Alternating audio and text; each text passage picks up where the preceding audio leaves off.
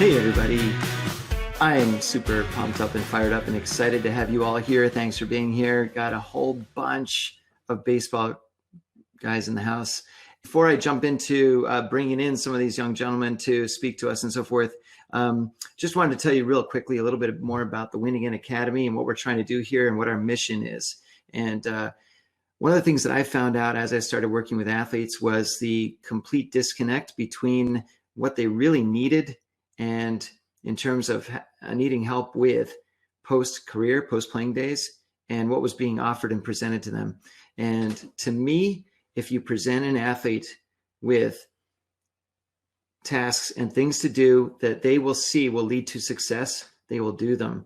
And it's something where, from my perspective, when you show somebody that, okay, number one, if you're interested in becoming a blank, all you need to do is start meeting people that are involved with that sort of thing. You develop the right strategy in terms of what to say to them, how to say to them, and then really pull them into your world by the conversation you have.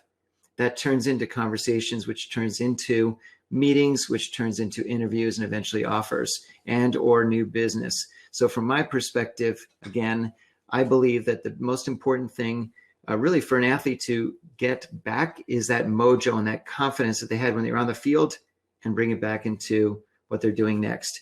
And that's something that I can talk on forever. But again, the mission of the Academy is to present events like this where people can get together, meet, and really not just network, but really kind of feel that locker room feeling again and get that sort of that athlete mojo flowing, because once you start doing that, the confidence returns and then everything else sort of follows after that. Super fast. I want to thank our supporters and our sponsors, especially and including Every Kid Sports, which is a fantastic organization that supports kids and pays for the first $150 of their entry fee into Little League sports for baseball or football, hockey, whatever it is they're playing.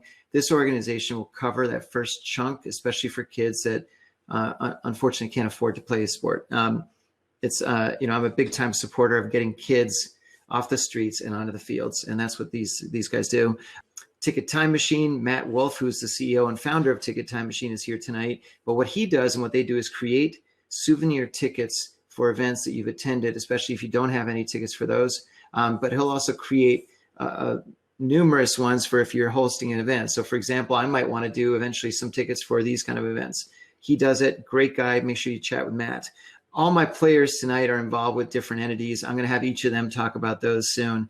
With all of that in order, I'm now going to bring in my first panel and introduce them and have them come in. But what I'm going to do is actually, since we've got a fair amount of these guys, I'm not going to necessarily go into a quick introduction about them, but I'm just going to bring them all in first. So Jacob Turner, who I know is fired up to come in and talk to all of us. Jacob, come join us.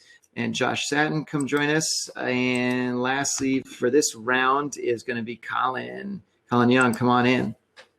All right. So gentlemen, first of all, thanks for being here. Appreciate it. Thanks for sharing your time. Now, each of you have done some really tremendous stuff since you've left the game. But I'm going to ask each of you to give me maybe like a 30-second rundown on first of all, you tell me a little bit about your baseball career, but then from there, talk to me a little bit about your experience with your transition and how it brought you where you are today. So I'll start with you, Colin, if that's okay. Yeah. I was drafted by the Colorado Rockies in '99 out of Fordham University in New York City, 9th round, and was with the Rockies organization for 5 years. Made it to a 40-man roster in '02. Had surgery, got hurt a couple of times, never really made it back. And then eventually just bounced around the minor leagues, Boston Red Sox, Cubs, Cardinals, and then some independent ball. Retired after 9 years when I was 30 years old. And I was lucky to stick around for a little bit, but, eventually you got to make that decision to move on in life, especially when you have a wife and kids and family to support. Minor league salary doesn't do that. So I went and finished up school at Fordham. Luckily, through my contract, we had school money negotiated in the contract that paid for the rest of my schooling, and then got my degree and was off to the races. In that time, I've done a couple things since I retired. I was a petroleum landman in the oil and gas industry for a number of years. Had my own land company, and then I got into insurance probably in 2015, and I kind of made the decision that I wanted to sell a product or utilize a product that everyone always needs. It doesn't have the economy doesn't really affect it, because it is something that everyone needs, and but also at the same time help people through insurance and protecting their assets, and utilizing my warm network of people locally and nationally to make that go. So, and it just started growing from there. It was at Liberty Mutual and then became independent, and now I'm kind of where I want to be as a VP of Sports and Entertainment with Mark Edward Partners, and being able to really dive deep on that network, especially that baseball network that it's funny because you think as a player, the baseball thing goes away. Like, how am I going to use this? Well, it's actually highly beneficial that we've played baseball because we meet a lot of people, and we become friends with a lot of people and network with a lot of people, and reaching out to former teammates and friends. It's just it's a very warm network in sales, and the trust has been built through teammates. So awesome. And we're going to talk about that a little bit, about how to leverage that baseball network in a few minutes with all you guys. All right, Jacob, your turn. You're up.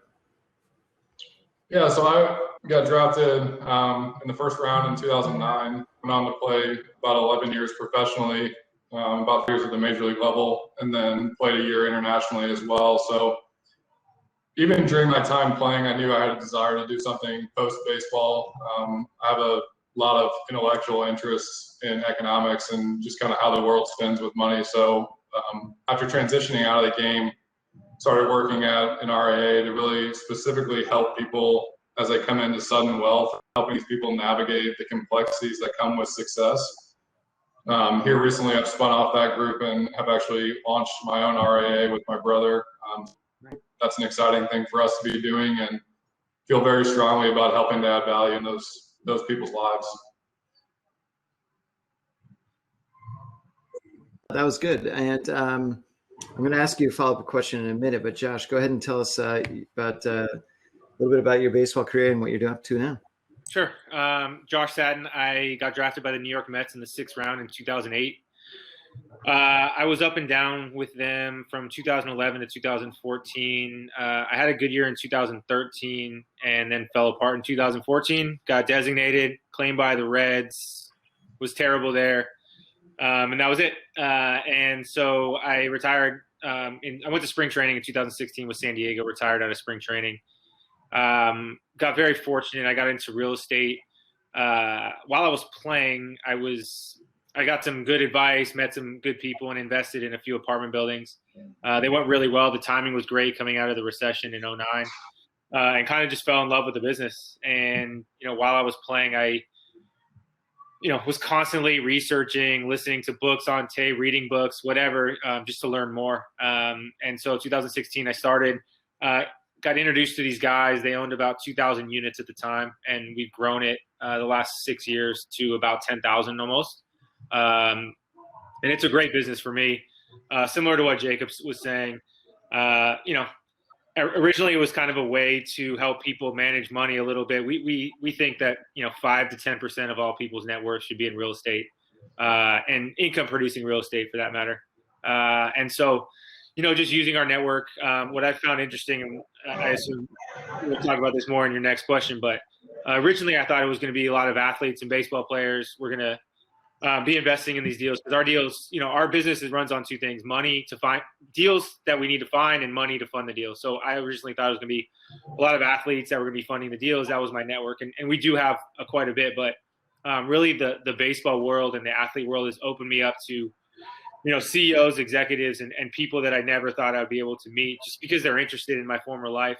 And it kind of separates you from other people that are doing the same thing that I'm doing now that might, have a degree from Harvard or whatever. But there's a lot of those and not many guys in sports that are trying to do different things afterwards. So it's been something that I never thought would happen. but super interesting and super helpful for me. Now, it's interesting because one of the things that I've found with athletes is, and let me know if you feel the same way, is that I see athletes that are sometimes, I think the general public says, oh, look at these athletes. They all make a lot of money. They all want to invest in stuff. They all want to, and there's unfortunately a lot of predators that come after athletes, right?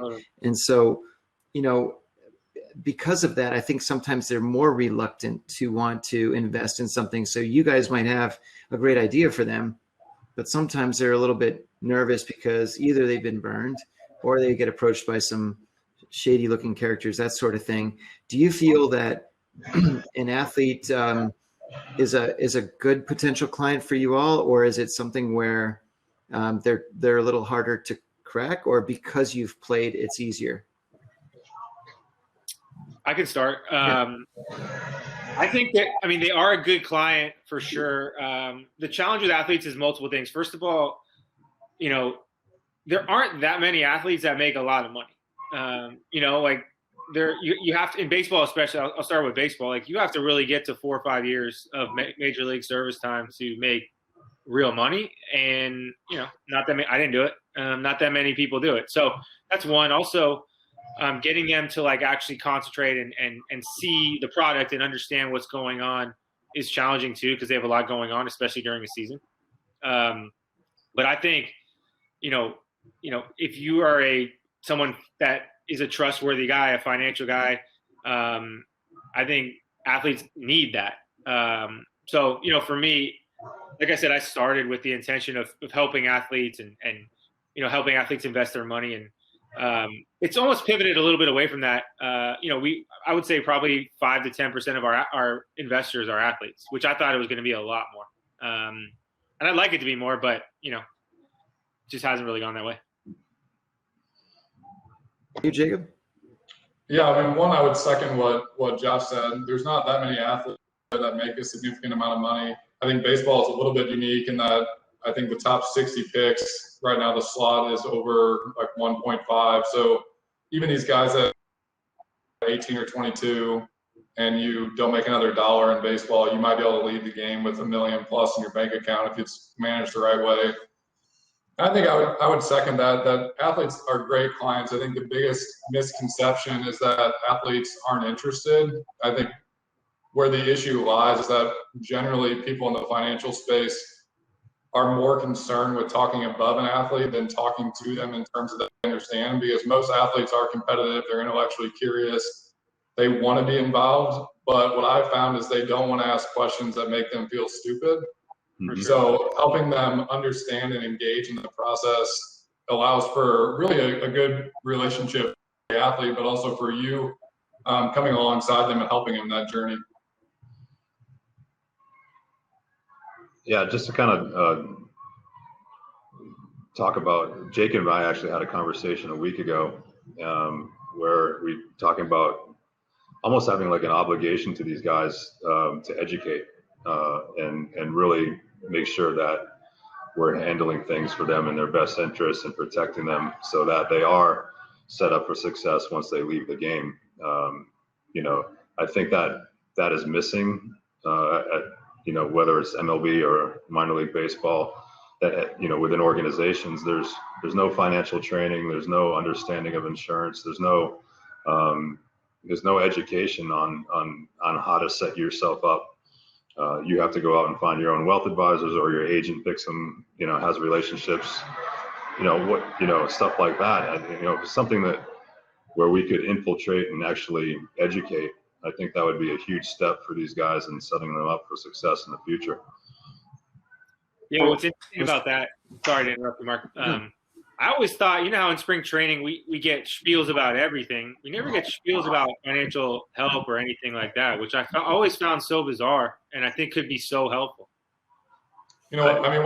What's interesting about that is I think where the Players Association stance is, Major League Baseball, and the general population is a lot of people don't want to put their neck on the line and say, hey, let's put X and Y, Z in front of these people, because if that person ends up not being as trustworthy and not having a fiduciary standard like we thought they would, then all of a sudden it comes back on them. So it's kind of like nobody wants to put their neck on the line, and then these guys just go down the line. And I mean, some get good advice and some don't.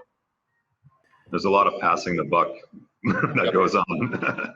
Yeah. A lot of the challenge is also that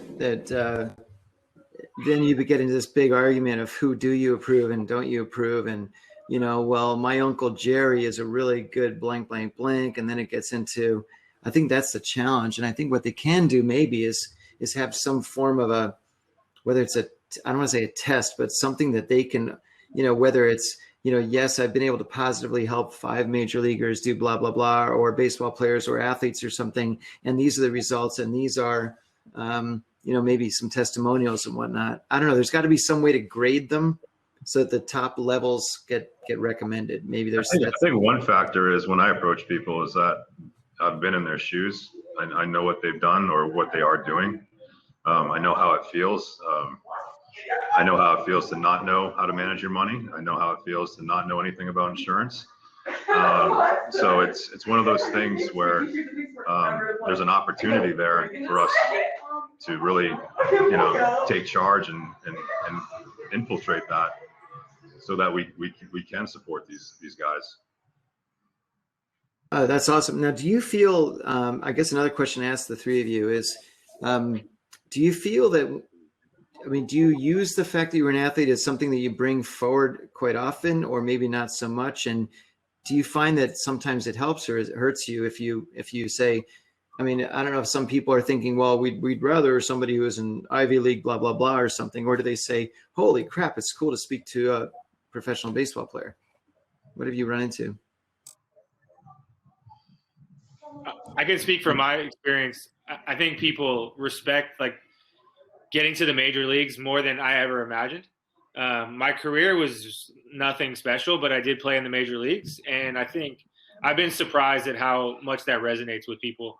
Because I think, you can always get an Ivy League education, or you can always, a lot of these guys, especially where I live, you can do well in many different avenues, but none of them can play in the major leagues. None of them knows what it takes. And they all hear what it takes to grind through the minor leagues and everything. And I think, baseball in itself is so hard, and people understand hitting a baseball is so hard, and being able to get to the highest level doing that. I've been surprised to see how much people respect the work that goes into that.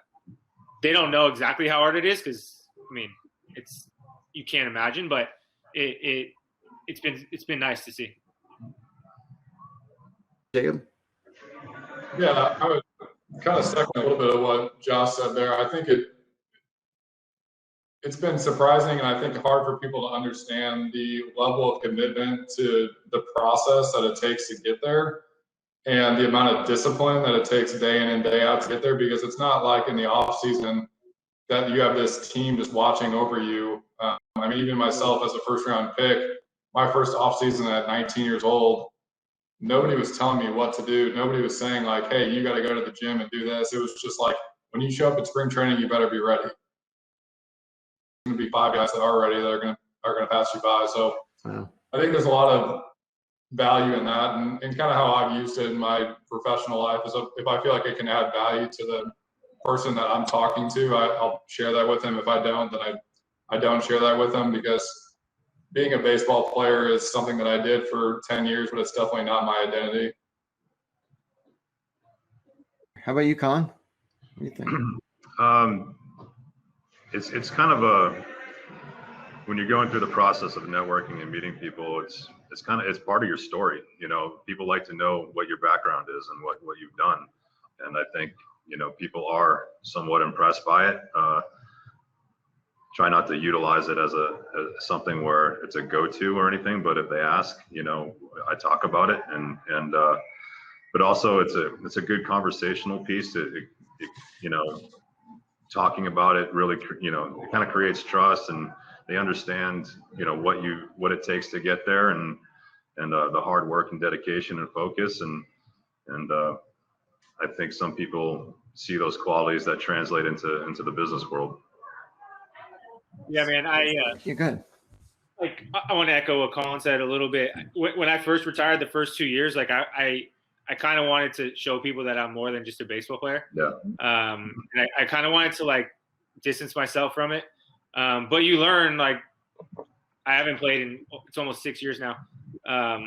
That I use it like a lot to my advantage. Cause it, like you said, it's a conversation starter when you're meeting someone that you don't know that you want to, impress or get to know. It's just a good piece. And you don't come out and just say, hey, by the way, I played in the major leagues, but like it comes out at some point. It's subtle. It's subtle. Yeah, exactly. Yeah. What were you doing before your current job? Oh, well, guess what? Oh, so you don't wear your jersey all the time then. Okay. Got it. No. Yeah. But yeah, it's like, I love when people ask me, because I don't want to bring it up, but when someone asks like, hey, so what were you doing before, in real estate? And I was like, well, guess what? And that's when it starts, Yeah. I can just see it now. Hey guys, aren't you curious to know what I did before? No, Exactly. no, we don't really care. Yeah, we don't care. No, really, don't you? Especially like the interview process after you retire, like, what are your skill sets? Well, I can hit that target from, 50 yards out with a baseball. Right, exactly. I can throw 92, but that's my skill set. Yeah. How's that going to work in the conference room, right? Yeah, whatever. It probably took about 10 to 15 interviews to, get that out of my system. That's great. Yeah, when I first interviewed, they were like, do you know how to use Excel? And I was like, is Excel the same as baseball reference? Because if it's not baseball reference, like I don't know how to use a computer. That's another thing too. I mean, if we're talking about education, with these guys, is the computer, just basic computer skills. I know a lot of the younger generation now, they've come up with that stuff, but just how to make spreadsheets and all that stuff with Excel, and that's something that I didn't know. I mean, shoot, 99, we didn't even have an email address in college. We were still using word processors. So it's just, like basic skills like that translate into business. That was the hardest part for me. I was taking night classes for Excel because my business is all Excel, building models and whatnot. I didn't know how to use Excel. So I was taking like online night classes to try to learn how to do it. Yep. It's a hard skill. It is. But the whole point, and Josh, I'm glad you mentioned that, is that you almost kind of, you had the foresight to do that, but lots of people don't know that. And that's something that I believe should really come out, whether it's MLB, MiLB, whoever it is, and just start saying, look, here are some of the things that maybe you can start developing over the course of time. I know that when you're still playing, you're certainly not thinking about Excel spreadsheets necessarily. But if it's something where, one of the things I talk about with athletes is I say, look, you don't need to necessarily start thinking about your plan B while your plan A is happening, because that's kind of bad mojo a little bit, I think. Instead, if you say, well, look, let's develop a secondary interest. So maybe you like photography or music or finance or real estate or whatever it is, but something that you can develop while you're still playing, that's a fun thing for you to do. Then you can leverage that once you're getting towards the end of your career. Does that make sense? Totally. The reality is there's so much free time in baseball, like in the clubhouse. Like I remember guys playing those dumb video games. Remember those? Jacob, I'm sure you know. Like you're a pitcher too. So I just think it's funny that people have this perception that like as a professional athlete, you are like just busy all the time. And I'm way busier now than I ever was as a baseball player, especially as a pitcher. Position players, it's a little bit harder because you can kind of hit as long as you want. A pitcher, like you can only throw so much, you can only work out so much, and it's like, all right, like I can go watch video, but like outside of that, there is a ton of downtime. And I think to Mark's point, for guys that are intellectually curious, there's so much time to be reading and listening to podcasts. And not saying you're not going to interact with the guys in the locker room, but there's so much time when you're at home that guys spend playing God knows what, as opposed to maybe learning a new skill like Excel, because I can definitely echo Josh's. I took an Excel class right when I stopped playing because I never used it. So yeah. I used to, as a late inning reliever, I used to read for 7 innings in the bullpen just to get it in, just to keep my mind, kind of off the game actually, and then you just psych yourself up, snap out of it, and get ready to go. I don't know. It was just one of those things, but there's so much downtime. I almost feel like you were doing this in the bullpen. So when the camera pans and they see you and they're like, "Oh, look at that intellectual con," and meanwhile you're holding the book upside down, you're just like, "Oh, look at that intellectual here." Probably true. It's probably true. Am I supposed to say, were you reading this book? Anyway, but with that said, that's all fantastic though. And so let me, I want to wrap up our segment here real quick by, if each of you could give, whether it's a bit of advice to current athletes or even retiring ones on something that maybe a lesson that you learned that you wish you'd learned earlier, and something you'd like to, sort of share with them. Jacob, why don't you start? Yeah, I think my two biggest things that I try to live every day by are, one, discipline, and two, direction. I think a lot of times we don't have direction in our lives and we're just kind of going every which way. And I think discipline speaks to that as well. Having discipline in your life gives you so much freedom. I'm a big fan of Jocko Willink, so he talks a lot about discipline and how that can possibly affect your life. So that's what I would say. That's awesome. I like that. That's really good. Josh, how about you? I would echo kind of what you said, Mark, is, figure out what you enjoy in life other than baseball. Mm-hmm. And aside from obviously your family, but other skill sets that you can enjoy, because, whether we were kind of talking about this before, whether you make $250 million or don't, more than half of your life is not a baseball player or not an athlete. And you got to have some sort of skill and some sort of enjoyment in life.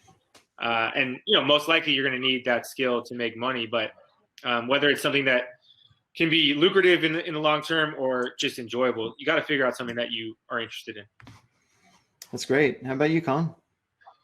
I think what I didn't realize, and I was naive too, when I got into baseball, I thought we were going to do this forever, right? You don't realize that it's such a tight window. 6 to 10 years can go by in a blink of an eye. And that's 6 to 10 years of educating yourself, building knowledge, networking, getting to know people that are in higher positions or successful individuals, and maybe learning from them. Find a mentor, find someone that you can, that eventually, you understand you're going to make the transition out. Someone that can really show you the ropes in that transition to the business world. So it's such a tight window, and I think as athletes we lose sight of everything else. We are selfish in some manner with what we do, that we lose sight of things around us and other opportunities. But I would just say, just keep your mind ahead of the game a little bit. Just look into the future, because baseball, it can end in a moment. So. It's interesting, just super fast, and to piggyback off that, just real quick, I feel like Major League Baseball and minor league baseball can do itself a great service by having some alums come in and just simply spend a few minutes telling them that sort of thing, like almost like using themselves as a case study, and say, look, I wasn't necessarily ready to look at this stuff, but here's what I did instead, blah, blah, blah, blah, blah, because it's something where they bring me in and I'm talking about it, but I didn't play. I mean, I was an athlete, but I didn't play major leagues or whatever it was. So, but if they hear it from somebody like you guys, I think it'd be fantastic, even spring training or at any point during the season, just to hear it a little bit, whether it's just, again, developing that secondary interest, especially, as you said, Jacob, with the pitchers, with all that free time to, pick up something that they can be really good at down the road.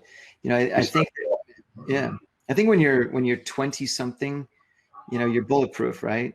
And there's no way your career will ever end. And then suddenly you're not bulletproof, and it's a totally different story. So, but listen, gentlemen, you guys are fantastic. I really appreciate all your expertise and your insight. What I'm going to ask each of you to do is to feel free. We're going to go back to the networking and the tables for a few minutes, and then we'll bring in the next group of guys. But I want you guys to feel free to sort of bounce around different tables and just talk to people a little bit about what you guys are doing more specifically for your business, but also feel free to ask everybody for, if they know some people that can help you with yours, and when I say help, I mean, just people you'd like to meet and network with. So, use this room and use the connections in here to your advantage if you could. But I appreciate you sharing your time tonight. Thank you, Mark. Thanks, Mark. All right, we'll see you back there. Thanks. Once again, thank you for being here. My name is Mark Moyer. I'm with the Win Again Academy, and this is the Clubroom, where we have some fantastic conversations and we meet some amazing athletes. But what makes them amazing to me is what they're accomplishing now post career. And so I'm going to bring in these fabulous gentlemen, and we're going to have a fantastic conversation. First of all, my good pal Mike O'Connor, who I've known for a couple of years now. Great guy. Mike, come on in. I'm going to bring in also a special guest today who's drifted in from the far off lands of Connecticut, Matt Merullo, who played a couple of years ago. Matt, come on in. And then also Josh Kalinowski, who is like one of the cooler guys. And by the way, oh, damn, Josh, I have your book pretty handy here. Give me a sec to grab it. But anyway, Josh wrote a great book called Strike 3. Where the hell is it? It's right here somewhere. Anyway, I was just reading it. Josh, I promise I have it around here somewhere. But anyway, thanks, gentlemen, for being here. Matt, thanks for pinch hitting real quick. Do me a favor, if each of you could just give me a quick little, again, like I did with the last ones, a 30-second, discussion about your career, and then a little bit of your experience post-career and how you're transitioning and going forward from there. And Josh, in your case, I know that gives away your whole book, so don't read the whole book to us right now. Just give us the 30-second version. But I'm going to let you start. Josh, go for it. Sounds good, man. Was fortunate, got drafted by the Colorado Rockies and signed with them, played professional ball with them for a number of years, and then was with the Red Sox 1 year for spring training. It was the year of the bloody sock, so that was actually a pretty cool time to be with the Red Sox. But at the age of 26, career ended, not because of my choosing, but most athletes, was the time to retire, and they were not inviting me back. So had to really face what was going to happen with the rest of my life at the young age of 26. And then just journeyed through that. I got into real estate right afterwards. My father was a builder. And then about 7-8 years later, started to grow that company, and then started to grow a bunch of companies around that as well too. And then so recently, just once again, as you said, Mark, released a book, Strike 3, What to Do When the Game is Over, but Life is Not. And really just kind of discovered after I reflected on my life and the times of playing the sport, really reflected how many of us athletes feel like we are on an island by ourselves and we don't know what the heck we're going to do with our life. And we know that there's success out there. There's a greater purpose. And this book hopefully kind of walks people through that. So that's what I'm doing right now. I'm a serial entrepreneur and now an author. So that's kind of cool. How are you, Michael? Yeah, Mike O'Connor, former baseball player, pitched 4 years in the big leagues or 4 seasons in the big leagues with the Nats and the Mets. I went to George Washington University, got my degree in finance from there, and got drafted in 2002. Really had no idea what I was getting myself into. Ended up playing for 12 years, and then retired, or basically I got fired and had to figure something else out. And 2014 really didn't have any idea what I wanted to do for about 2 years. If I wanted to stay in baseball, if I wanted to get a real job. And I kind of struggled with that decision for about 2 years. And then finally, enough time away from the game, I decided I wanted to find something outside of baseball. Kind of came up with a plan to, focus on the financial services industry. Started off, took a job with Guggenheim Investments where I sat at a desk all day and realized that was not a good fit for me, and got into sales in the insurance brokerage world. And I've been in that space since 2016. I work with Assured Partners out of the Washington, D.C. area. And, I work with athletes and business owners on their different insurance needs. And, I've found, it's often, an overlooked part of the financial plan for a lot of athletes. So I've been able to stay connected to the sports world through that. And then, I work with a lot of business owners around the Mid-Atlantic as well. Matt, thanks for pinch hitting. Perfect apt term for tonight. Yeah, it is. Thank you. Thanks for having me. This has been a great night. In a nutshell, I come from a baseball family. My grandfather was a major league shortstop for the Chicago Cubs and a member of their 45 World Series team that lost it. he became a scout. I was born in third generation professional. My son became a fourth generation professional. And when I went to the University of North Carolina. I was a 7th round pick. I was in the big leagues by age 23. Had some surgeries. My last year, I was age 31. One side of my family was all baseball, but my grandfather got his degree from Boston College. He went to Villanova and then left early and went back and got his degree from Boston College. My father went to Holy Cross. He never finished school, and he always said that he suffered from it. My mother made me promise that I'd finish school, and I never did. You know, she passed away, and I never fulfilled that promise. I feel bad, but I got to the big leagues at a young age. I had a couple young kids, and I'm pushing my 30 seconds, but I was kind of torn between two lives. I tried sales, and then I went into scouting and running camps. And then I wanted to become a minor league manager. That exhausted after 3 years. It was great, but I don't miss it one bit anymore. And now I'm doing what my grandfather did. I'm basically advising young kids and teaching them how to swing a bat, throw a ball, and deal with their emotions. And I'm mentoring, and I'm really blessed to be doing this stuff right down the street. Got some good partners, and I'm trying to still learn how to become a businessman at age 55. And I'm really happy to be part of this network.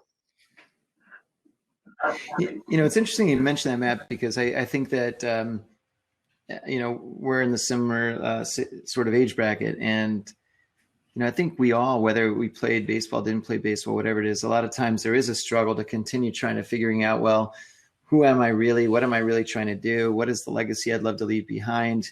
What really gets me fired up every morning? How do I wake up every morning excited to take on life and what it gives me? And that can be challenging for anybody, but I think sometimes it's especially true of someone who's gone through and been a professional athlete, because they sometimes feel that they've sort of been left behind a little bit. They've played this sport, but everybody else has been working for years, and now they're ahead of you when you come out of the game. But I like to say, and we talked about this a little bit earlier, that a lot of times the athletes will bring a different type of dynamic to a company or a job or their own business that a lot of times a non-athlete doesn't have. But maybe, Mike, if you could maybe throw in a few words about that and how you were able to sort of leverage your baseball experience into what you're doing now.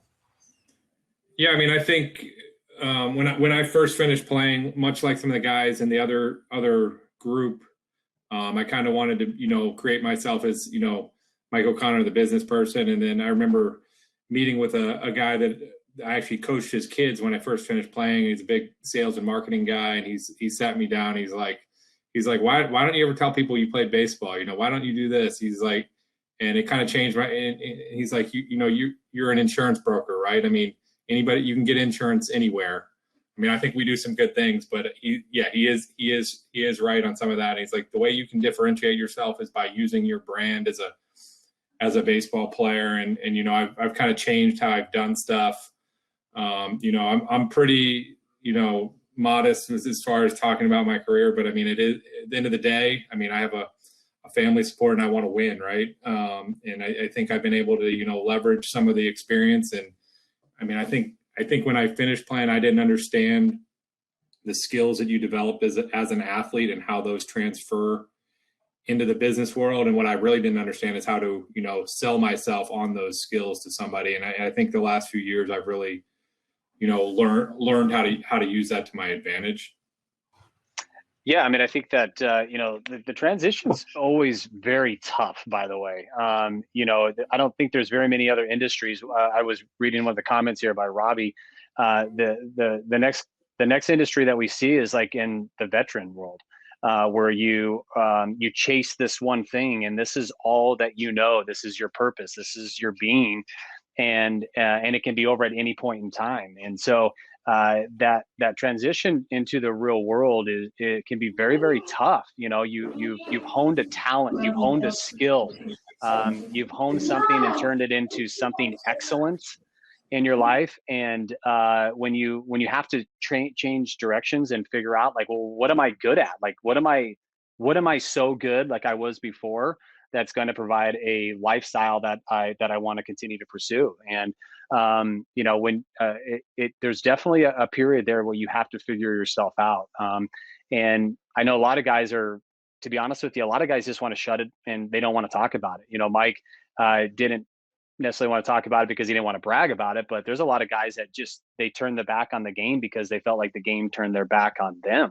And so it wasn't necessarily a really proud time for them anymore. So I think it's unraveling that. And that's what I had to do. I mean, it took me 13 years to really be proud of what I had accomplished through my career and start to have those conversations with people saying, I didn't let everybody down, but I did accomplish some really great things. And it did help me become the person that I am today so that I can serve the people that I'm serving in my role today. So I hope that answered your question there, buddy. No, it does. I think it's great. And Matt, what's your feeling on that? I feel the same emotions, I think Mike said it best, you don't retire, you quit. You realize you're not good enough to play with those guys anymore. You don't have enough money to live the rest of your life.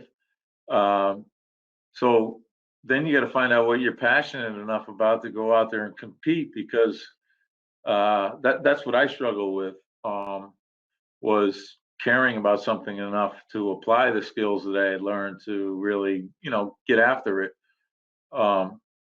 And I think it goes back to something you said in the earlier presentation, which was trying to develop something that you enjoy doing that may be a hobby that could become a future career, like photography. My mother had a dark room.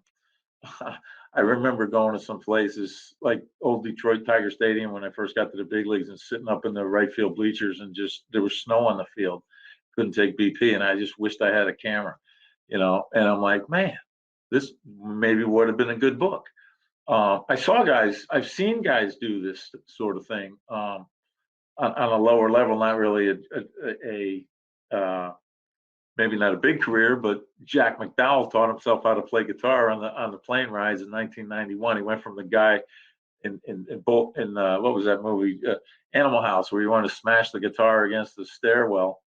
And next thing you know, by mid-season, he's not too bad, and by the end of the season, he's pretty good. And then by the winter, he's hanging out, jamming with Eddie Vedder, and I'm going to a Pearl Jam concert, and he's up on stage playing, and he's making he's making CDs. I was envious of that, and I was very conscious of. I didn't want to think about the end of my career at all. And again, coming from a baseball family, but I wanted to distance myself from baseball. I wanted to identify myself as more than just a baseball player, and you struggle with that. And then you go back to the guidance you get from major leagues.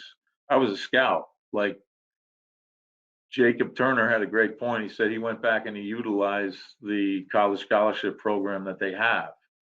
It's great to hear that, he was intellectually curious. Great phrase. Like, people just don't realize that there's highly intelligent guys that can play baseball out there, and they're human beings. And, preparing them for the next level, MLB's lacking.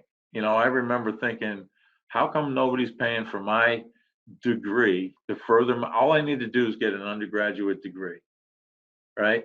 But I'm educating people that have come from MIT to join the scouting world and want to learn how to evaluate what raw power is in a hitting, and they have no idea what they're looking at. And I have, like, what I feel a PhD in baseball, but I'm judged by the back of my baseball card in a lot of ways. And it's just, come on. So I think this stuff is great, to just make players feel that there's a lot more to them than what's up on the stats on the scoreboard on any given night. Absolutely. That's great. Really well put, man. I really appreciate that. How can you educate and share with our youth to prepare them with real life skills in athletics? Whoops,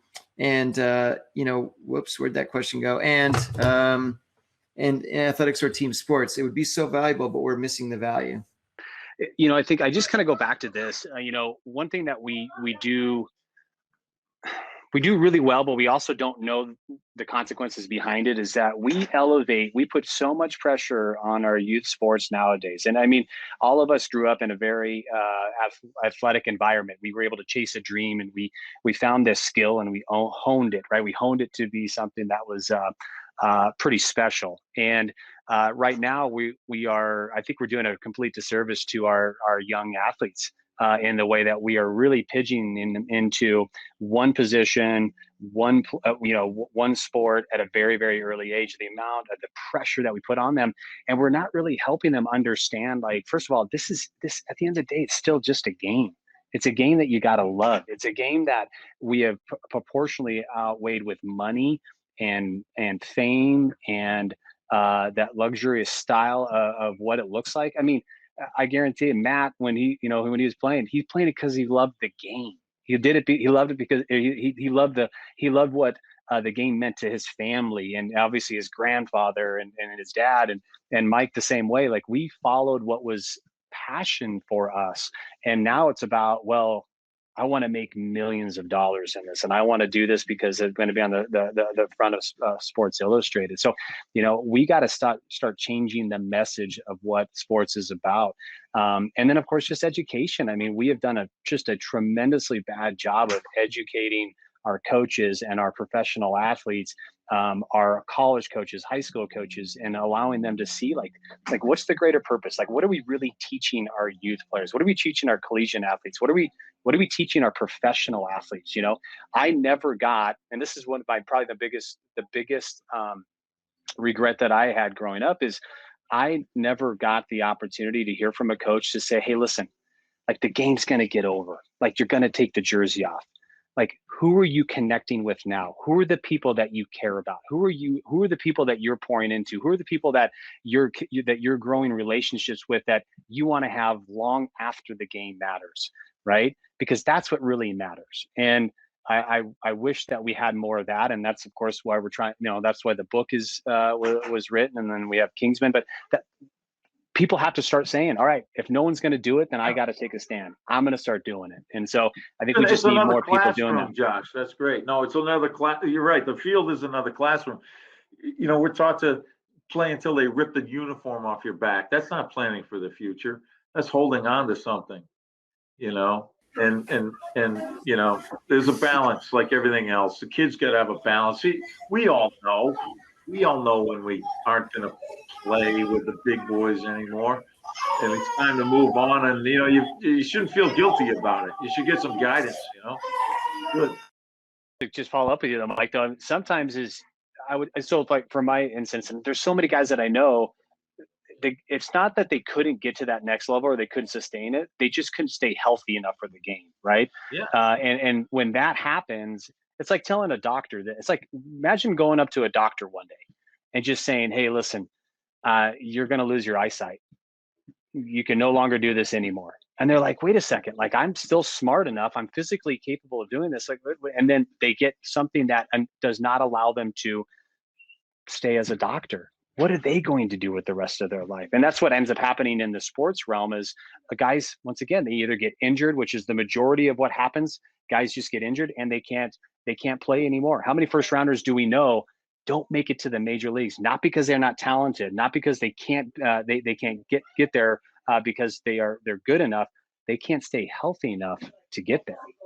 And that's hard, man. That's really super hard. Mike, I don't know when you left the game, was it from physical ailments or was it simply just because the game just continued to move?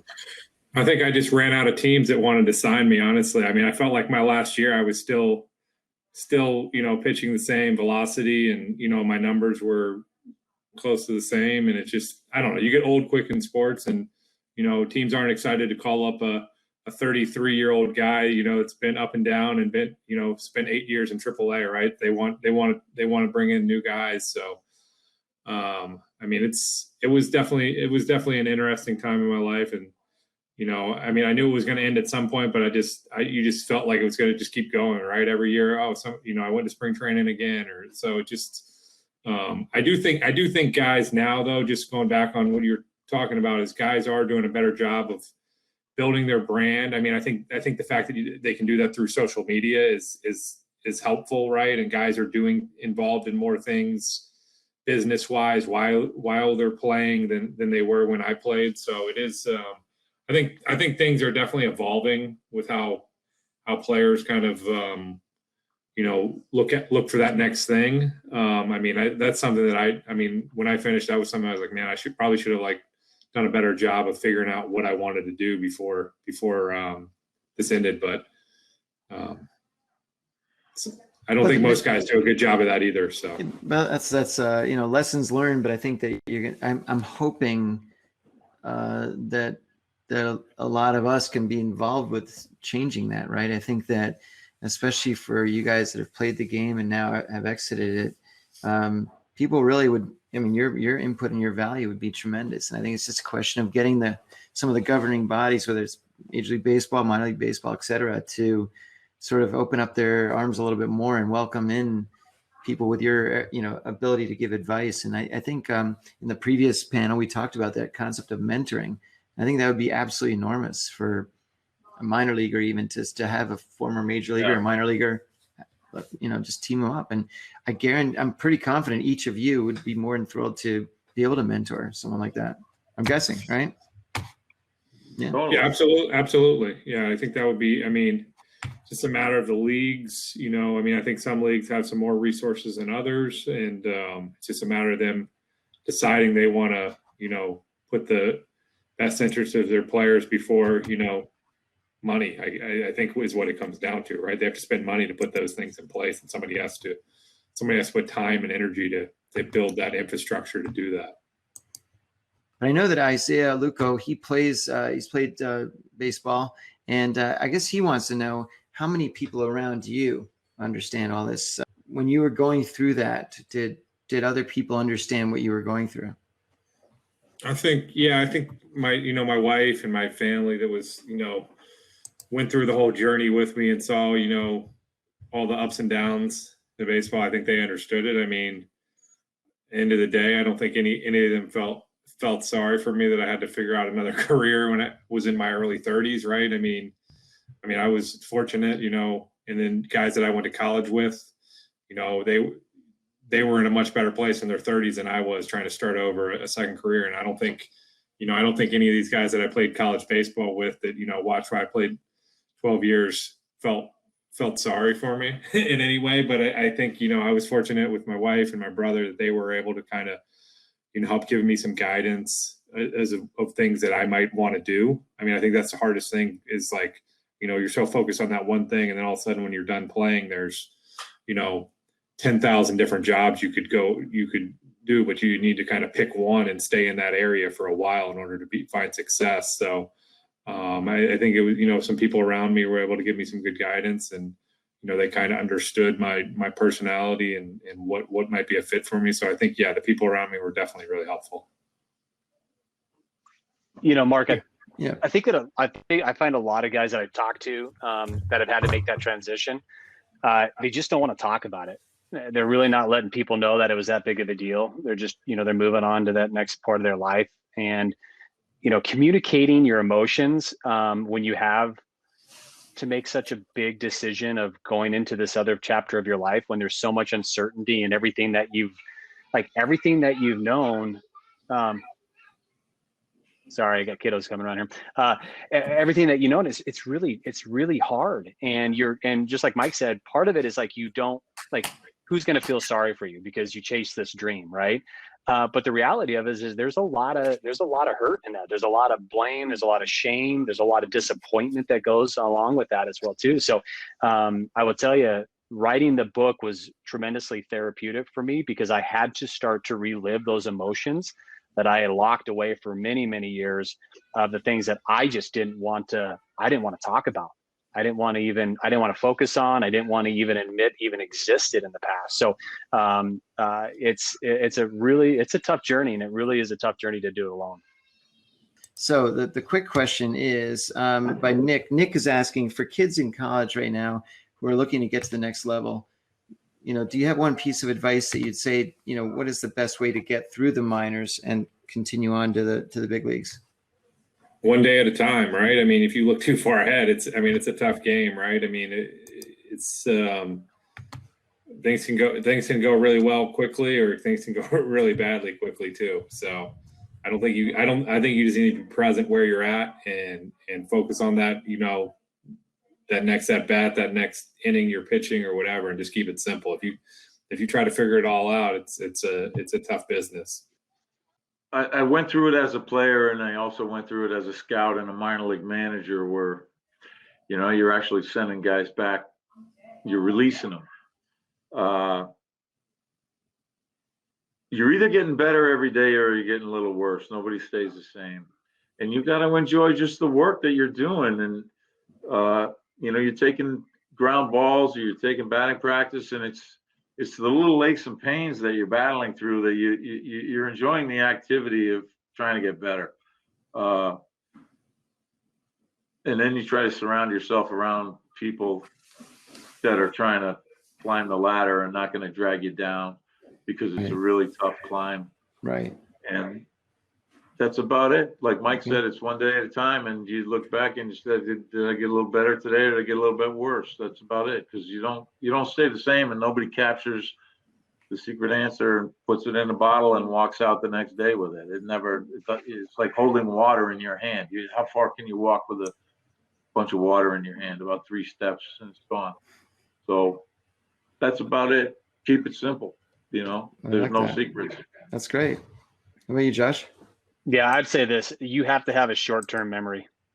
Like, if you go 0 for 4 at the plate that day, who cares? You got another AB coming the next day. If you pitch and you gave up a 3-run shot to lose it, that's not what they're looking for, right? They're looking for resilience. They're looking for guys that can go out there, and no matter what happens, whether it was good or bad, they're still reacting the same way. So I'd say having a short-term memory is that, and then win the head in your game first, man. Like, the mindset is so vital, and that's where guys lose it. I think we were just talking to Isaiah in one of our breakout sessions. Like, if you win the game in your head, you're giving yourself the best opportunity to be successful in any type of profession. So those are the two things I would be focused on. Great.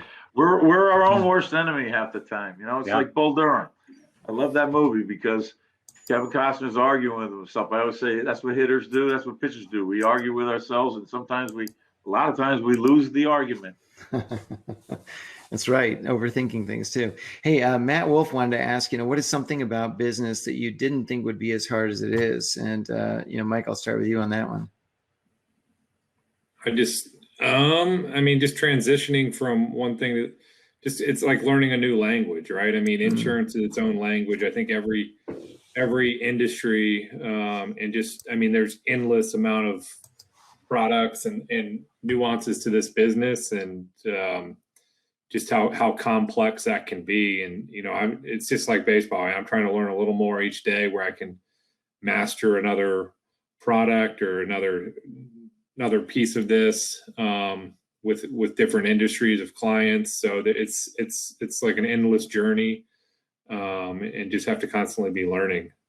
But David Hammer is asking, is there a difference of advice you would give for former collegiate and high school athletes who never made it to the next level versus the advice you might have for the pros entering the business world? Don't draw the line in the sand that just because the guy made it to the professionals that he's any different than you or she's any different than you. They worked their ass off to get there. They did tremendous things that allowed them to get to that elite of the elite. But once again, there's so many things that come into that: injuries and timing. And if the scout loves you, if the scout doesn't like you, personal conflicts. I mean, those things can get in the way of success in somebody's life. And you're no less of a human being. You're no less of a person, right? Whatever it took for you to get to that level of collegiate success, great. There's something great that was inside of you because of that. And so I would say is go back to whatever it was that whatever it was that drove you to be successful to the level what you're able to accomplish, and harness that to be successful in whatever else you want to pursue in your life. Once again, these guys, they put their underwear on one leg at a time, just like you do. They brush their teeth, they shower, they get their haircut. You know, they just happened to be really, really good and got to a level that not a lot of people get to. But once again, if you look around this whole entire room, there's successful people within this entire platform right here. And they've just done the work. They showed up every single day. They never gave up, and they trusted the process. And once again, half the time the process is just trying to figure that out and listen to the people around you. But I would say if you follow those three things right there, you're going to be successful. They have a head start too. I mean, look, there's a lot of guys that are, whether you want to stay in the game, the coaches and college levels or whatever, they started coaching at 23 years old, while there are other guys playing in the minors until they're 28 or 29. Mike said it best. He got out of the game, and his friends that were in their 30s were ahead of him in life. I felt the same way. You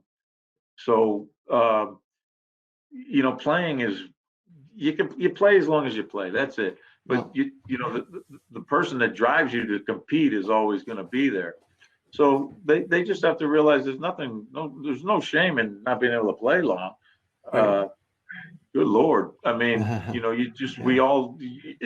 I think the real thing is you play long enough to be humbled by the game and know that you're done. You're done and move on. But well, Matt, let me ask you a quick question, because I mean, Karen's question is actually really strong. I like it because I think it's a great piggyback on here. And she asked if you could do it all over again, what would you have done differently to prepare for your transition outside of sports? So looking back, what do you think you would have done differently? I would have developed my interests, which were, I always saw myself being a high school teacher, like history and English, and coaching football and baseball. I loved it. I loved my teachers when I was in high school. My mother's side of the family had a lot of educators, and I thought it was a perfect fit. And I just didn't go to the school long enough. I didn't really want to look forward to the end of my career. And I was hanging on. I was close enough to the majors to be, you know, like I bought a house, I started a family, and then I was done. And so, you know, you do the math and you start figuring out, holy smokes, do I really have time to go to school? That's where I'm kind of like, how come here I am scouting 10 years later? I'm like, what about paying for me to get my education? Why am I educating somebody else on how to be a better scout that's already got a PhD from some Ivy League school, but they don't know anything about baseball right now? Right. And, you know, so I'd like to change a few things when it comes to that. But what I would do differently is develop my own interests, my other interests, you know, like you said, and look at them as a career and, you know, as a potential career. You know, it was a very late. I was in AAA after having been in the major leagues. I had already had I had 3 elbow surgeries, and but I was just starting to talk to a career counselor that my mother advised me. You know, she didn't know anything about baseball, but it was very helpful, you know, and it helped me try to find some direction. But it was very pioneer thinking, I guess, back in the day of, you know, mid 90s, you know. So, you know, again, I love what you're doing. I'm learning just as much. I hope I'm sharing with other people. I hope they can learn from me. Look, everybody's perspective is incredibly valuable, and that's why I love hosting these events, especially with guys like you, because it's really fat. You know, what's interesting is until you speak about it, you know, people don't know that. They don't know the Matt story, the Josh story, the Mike story, right? And so that's why this is a great forum. And I encourage you all to continue, if you can hang out for a little bit, the conversations back at the table. Just one quick last question. I'm going to throw it at you, Mike. That's from Matthew. And he says, you know, would you ever want to see baseball surpass football as the most popular sport in the U.S.? If so, how can it be done? I think they just need to get more kids playing. I mean, I think there's a few things that would really shift it. I think one of the biggest issues is that NCAA sports, basketball and football, if you go play Division I, you get a full scholarship. If you go play D1 baseball, you're probably looking at a quarter scholarship. So if you get a guy that's, you know, doesn't have the financial backing of his family and has to make that choice, it's a pretty easy decision for most guys, right?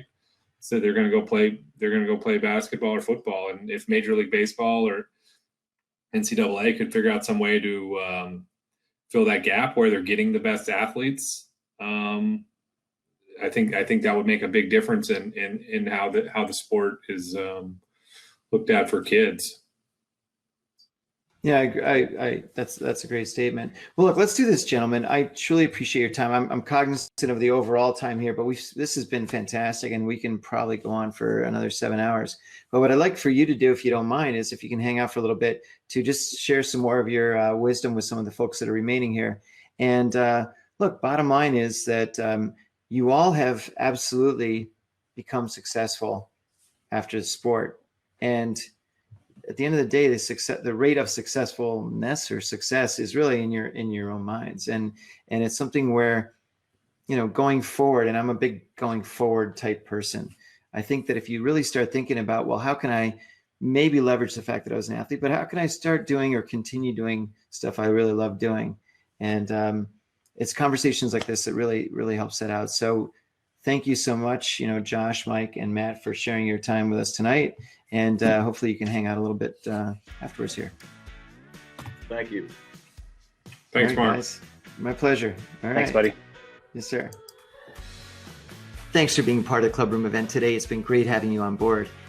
Check out all the resources available to the Win Again Academy. Go to the website, markmoyer.com, and you'll see all the previous events, podcast episodes, articles, and so much more. Check it out. And look, if you're an athlete, if you're an entrepreneur and a founder or an executive looking to elevate your game and really take your business and your career to a whole new level, consider becoming a Win Again Academy member. We'd love to have you on board because you get access 24/7 to an incredible Slack community of other members where you can really elevate your network and meet some really impressive people.